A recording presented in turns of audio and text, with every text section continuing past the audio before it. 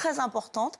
4 millions de personnes originaires d'Haïti dans le monde entier, notamment aux États-Unis. Ouais. Des élections se profilent. Elles ont été comment dire, annulées. C'était en février, normalement, qu'il devait y avoir des élections. Maintenant, c'est en août.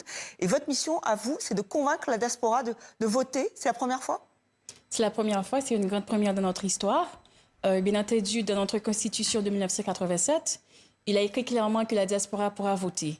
Maintenant, en Conseil des ministres, avec ce gouvernement que dirige le Premier ministre Didier Fils-Aimé, on a pris un décret en décembre 2025 qui définit les mécanismes dont la diaspora pourra utiliser pour faciliter les votes. Donc, c'est une grande première, comme vous l'avez dit tout à l'heure. Donc, je suis là pour mobiliser, pour sensibiliser, pour appeler à l'union. Vous faites toute la tournée des pays, notamment la France? Oui, je suis en France. Aussi, vous allez aller aux États-Unis? Oui, je dois aller aux États-Unis. Je suis en France parce que nous avons une grande communauté d'Haïtiens, de ressortissants haïtiens qui sont ici en France. Et je suis là également pour regarder avec les ambassades et consulats les mécanismes que nous allons utiliser pour faciliter nos citoyens haïtiens quand vont commencer les votes, pour qu'ils puissent venir voter. Mais c'est très court, parce qu'on rappelle, c'est en août prochain. Effectivement, il y a un calendrier qui a été mis sur pied par le Conseil électoral provisoire en Haïti. Donc, c'est le Conseil qui détermine. Maintenant, on avait déjà une date de prévue avant, qui a été changée, parce que parmi les 3 piliers que nous avons, que le gouvernement a, les 3 piliers des actions gouvernementales, nous avons la sécurité en tête de liste. Oui, on va rappeler ce chiffre quand même qui a été publié cette semaine. Plus de 5500 morts en 10 mois à l'ONU qui s'en inquiète. Oui, effectivement. Donc vous pensez que vous allez pouvoir maintenir ces élections? Parce que certaines figures, je pense à Lionel Trouillot, l'écrivain qui était sur votre plateau, à votre place, il est très sceptique, lui. Effectivement, je comprends, nous l'avons vu. D'ailleurs, les chiffres sont tragiques.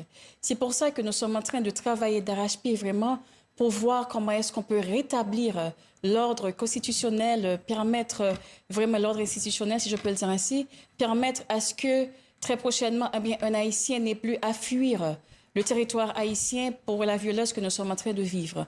Donc, je sais effectivement que c'est un défi que nous avons, un défi majeur que nous devons relever. Nous sommes là-dessus.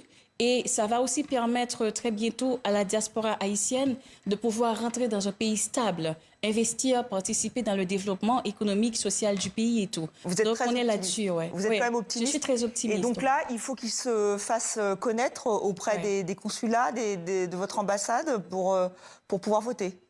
Effectivement. Alors, c'est pas qu'ils doivent se faire connaître exactement, c'est plutôt se procurer de la carte d'identification nationale.